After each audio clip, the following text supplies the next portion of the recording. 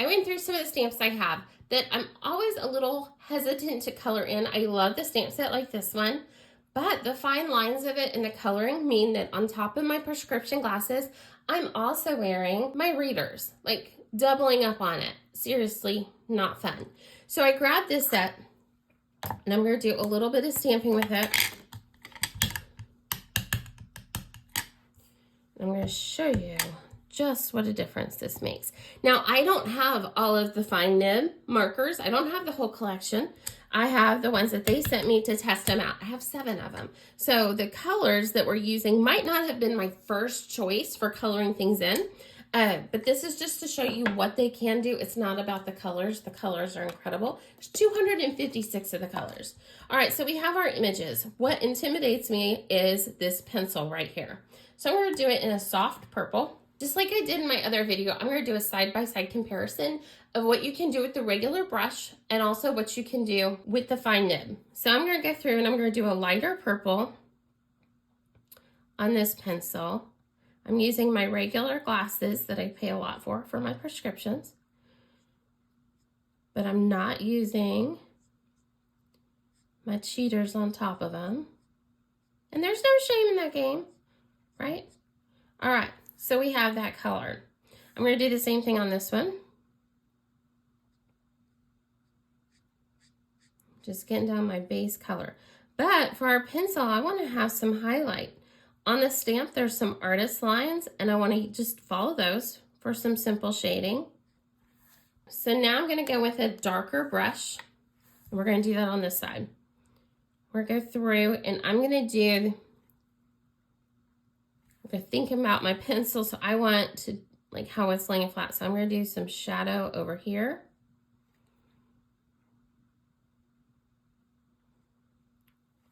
And then I'm going to rotate this and catch it on this side because it's going to be lightest on top. Okay, so that's what I've got. That doesn't look bad, right? But what if it could be better? So we'll take this, and I'm going to do the exact same thing. Light shadow.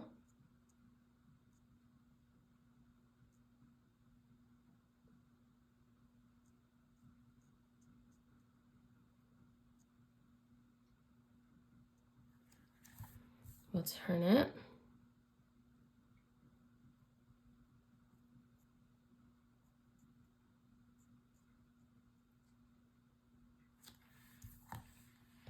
And there we go. So on this one, it really says we did a multicolored pencil.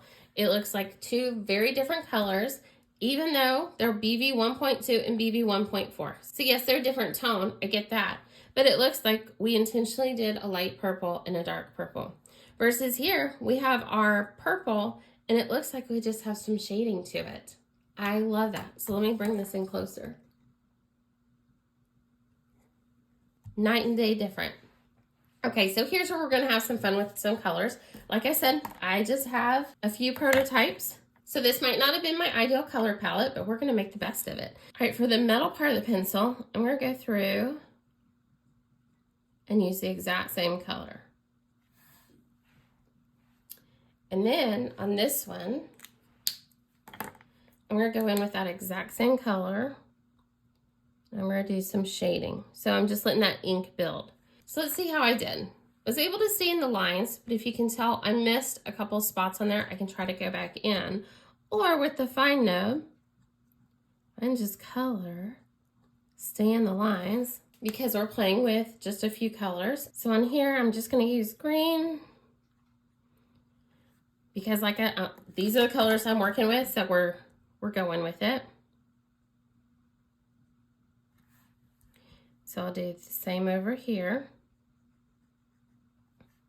Then we're going to add color with the fine tip. So I'm going to go through, and on this one, I just want it right there to catch that, a little bit of that shadow. And over there. And then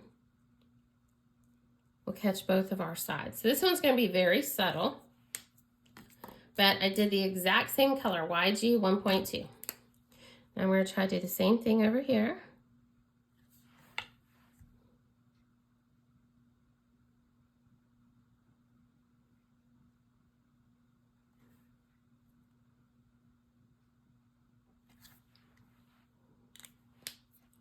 And I hope y'all can really see the difference on here.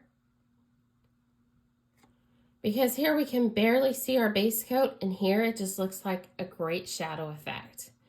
Here it looks like we used 2 different markers, and here it looks like I said before, just that shadow effect.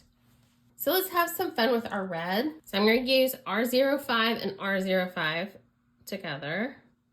I'm going to do the base coat with my brush.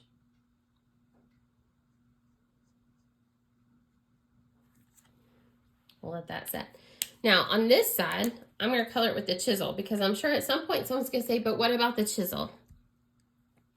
So I love the chisel for several things. For coloring in, it is not my strong suit. I've made other videos where I do share what I like about it.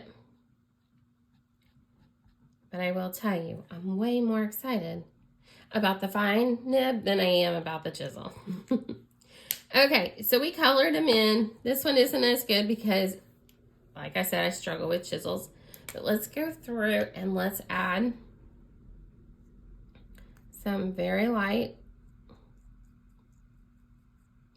feathering on that. And then up here, I'm going to do one of my favorite things, which is to dot things and add texture. And we have just a subtle little bit of that. If I were to go back over my chisel now with my brush to do that same, grab my chisel, to do that same type of look. So just lightly feathering,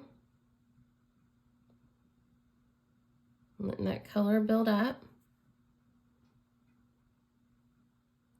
And then my dots. Yeah, I'm just gonna go with Mag should not use chisel tip markers.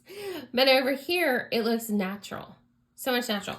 So real quick, if you wanna know what I like about a chisel tip and why I have some, is because I like to take it on the outside of my card layers to make my own card bases that are gonna match that color. That's my favorite thing to do with a chisel. It's just gonna lay down a whole bunch more ink, and so I can just go and go and go and get that nice, consistent, OLO's patented free flow ink system. That's what you're seeing right there. Love it. I'm not gonna shame other markers right on here, but I'm just gonna tell you, it doesn't look like that. Okay, so I hope you enjoyed seeing another take on how we can use the fine nib from OLO. I hope that you're excited about it. This is the launch of these. Like I said, I just have a few of the prototypes that I got to play around with and work with, and I am so in love with it. The launch is a little bit different. It's not just a website where you go click and you go buy. All the details of that are in the description of the video. And as always, if you have questions, simply leave it in the comments below because other people probably have the same questions, and I'll be here to answer them.